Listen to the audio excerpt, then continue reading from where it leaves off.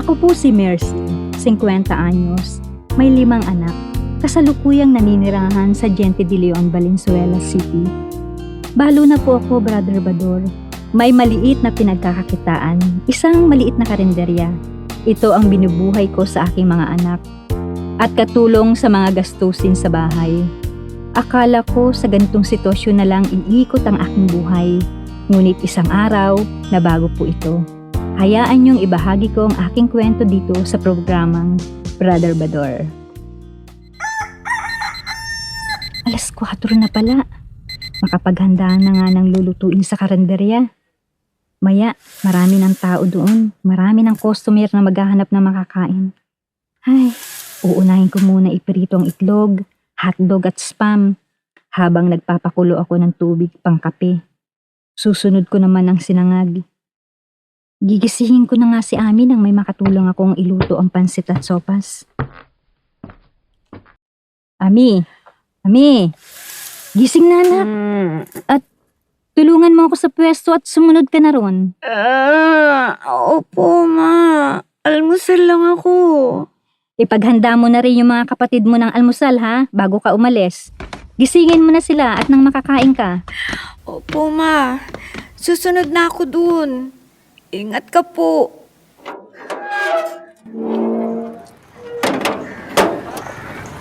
Ano po ang order nyo? Aling Mercy, ako sinangag itlog, saka spam at kape. Sa akin po, kape at pansit. Isang order lang. Meron po kayong monay? Sige, sandali Ami, maglabas ka nga ng baso at pitchel dito, tubig nila. Opo, ma. Sandali.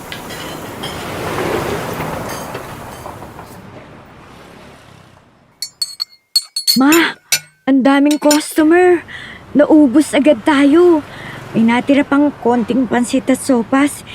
Ibabalot na lang ito para sa mga kapatid ko. Oo, sige anak. Tulungan mo na lang akong hugasan ng mga kaldero at kawali Opo.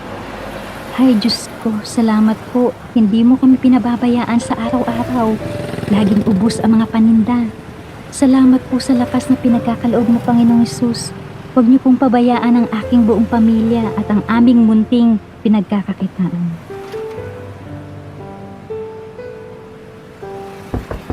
Tao po, pabili nga. Mukhang ubos na mga pagkain dito. Ano po yon? Ubos na po ang mga paninda. Eto nga po, nagliligpit na kami. Mukhang nahuli po kayo. Hindi po kasi ako taga rito. May dinaanan lang po ako dyan sa kanto. May kape po ba kayo? At tinapay? Meron. Sige, umupo ka muna. Sandali ipagtitimpla kita. Gusto mo ba ng itlog o hotdog? Ipagluluto na lang kita. Ay, ang bait nyo naman po. O sige po, di kita tatanggihan dyan. Gutom na rin po kasi ako at malayo pa ang biyahe ko. Sandali lang Ipagluluto na kita. Ang bait naman ng ate. At mukhang maalaga. Masarap mahalin ang ganitong babae. Kain ka na. Habang mainit pa yung kape. Mukhang hindi ka taga rito. Taga saan ka ba? Taga Pasig po ako. May sinadya lang po ako dito sa Valenzuela. Isang kakilala. Baka mapapadalas po ang daan ko dito ha. May nakilala akong mabait at magandang dilag. Magsisilbi sa akin ng pagkain pag nandito po ako. Palabiro ka pala Pwede rin. Basta't may tip lang ako Kunin ko number mo. Lagay mo na rin yung pangalan mo. Pwede ba? Ako pala si Lito. Balo at may 3 anak. Malalaki na sila at may mga kanya-kanyang buhay na o trabaho. Ganun ba?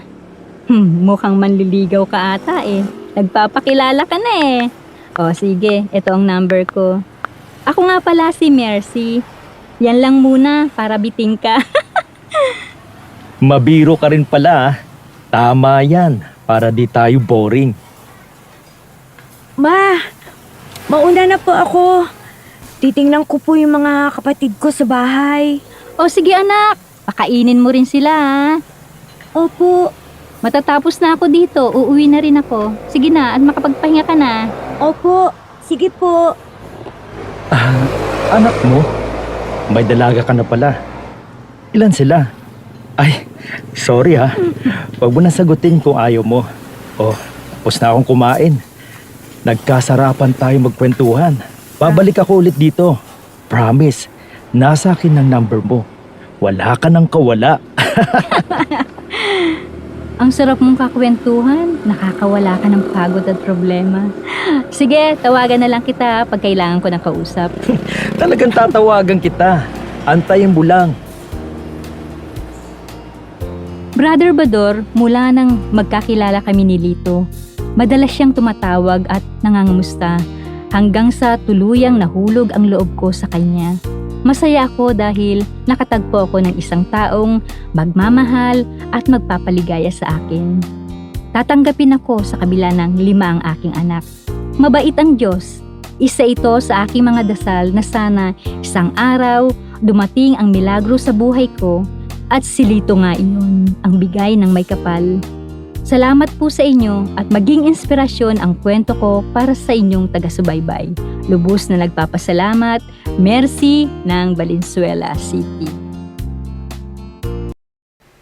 Mapagpalang araw po sa ating lahat. Kumusta po kayo?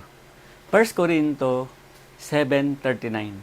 Ang babae ay nakatali sa kanyang asawa habang nabubuhay ito. Kapag namatay ang lalaki, ang babae ay malaya ng mag-aasawa sa sinumang maibigan niya. Ngunit, dapat ay isa ring nananampalataya sa Panginoon.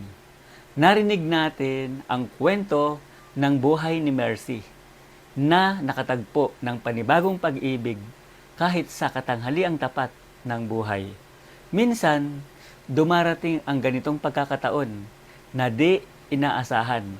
Kung ang taong iyon na sayo'y magbibigay ng sigla at ligaya at makakaagapay mo sa iyong pagtanda, sulitin ang bawat oras at araw dahil maiksi lang ang buhay. Kaya maging masaya ka sa piling niya dahil ang buhay ay regalo para mag-enjoy. At habang may buhay, may pag-asa.